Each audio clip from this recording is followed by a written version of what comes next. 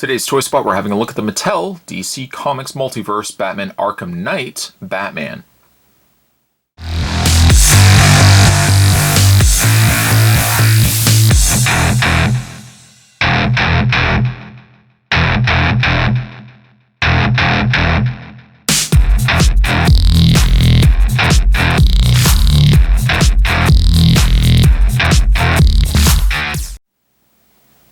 Initially, I thought this actually was just the Arkham Origins Batman, but just slightly painted differently.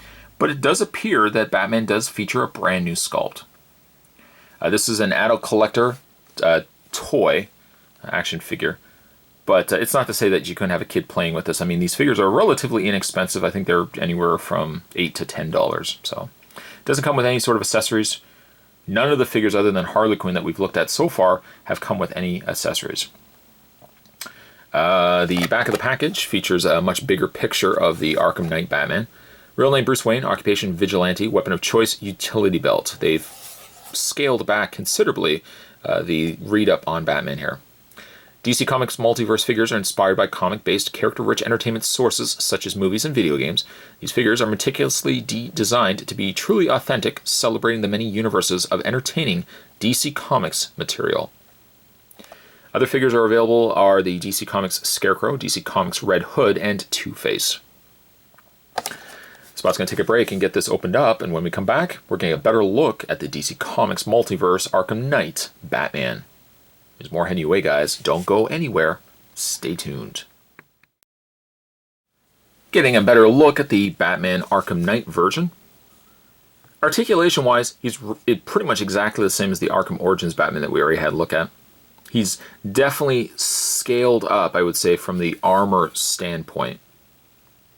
He has the soft material cape, which is a nice touch, especially for smaller figures. If they had opted to give him a sculpted plastic cape, it pretty much would hinder doing anything with a figure this small. Larger figures, yes, 6-inch version figures and taller, you can give them really plastic capes, because a lot of times you're not going to be putting them in vehicles and stuff like that. But even from a standpoint of a child, figures this size I think are better suited to have fabric capes, because you can put them in vehicles, you can do a little bit more with them. For a comparison, as I'm sure you guys will want to see, there is the Batman Arkham Knight version of Batman, and there's the Arkham Origins Batman. Face-wise, I feel as if it is the same face, but the real difference is, let's bring the camera in here. The real difference is that they painted Batman's eyes a little more blue in the Arkham Origins version than that of the Arkham Knight. The Arkham Knight looks like it's just solid black, whereas the Arkham Origins Batman is all blue. So there you go. But other than that, it does look like it's the same face. It looks like it's the same head. Sculpting, you know what? There's a little bit extra lining on the side of the head there. It might be just a slight retool to the Arkham Origins Batman. I feel like I kind of gravitate a little bit more towards the Arkham Origins Batman than I do the Arkham Knight version. Arkham Knight's not bad, but I'm not personally crazy about a super armored Batman. That was the one reason why I didn't really like the Bale Batman suit. It was just too armored for me, a little too SWAT for my liking. I like a more, now to no stretch of the imagination is a Batman Origins version of Batman, more comic styling, but I just feel like with the gray, it looks a little more like a comic rooted figure than something like this. This is more very SWAT, very tech looking. I'm not crazy about it. I know people out there do like it, but I'm not really a big fan. The logo, the Batman logo on their chests are considerably different as well. The Arkham Knight Batman, much bigger in logo than the Arkham Knight version, I should say, is a lot bigger than the Arkham Origins Batman. Utility belt, slightly also different too. This one now is featuring gold versus the gray. I mean, I don't want to do a comparison the whole video here, but you guys can see the difference. Shoulder pads also considerably different. This looks a little more like a cape.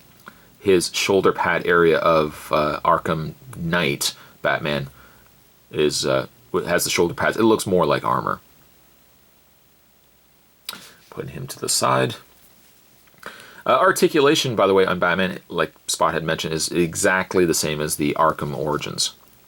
Now, you can move his arms. His arms a little more limited, but not really by much. They struggle a bit, I think, when you get to the shoulder area, but the shoulder has a flexible enough rubber to it that the shoulder ends up bending and allowing the arms to go all the way up.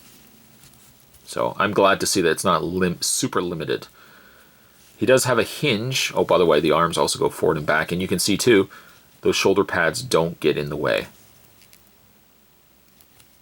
He has a bend in the elbow, swivel in the hand.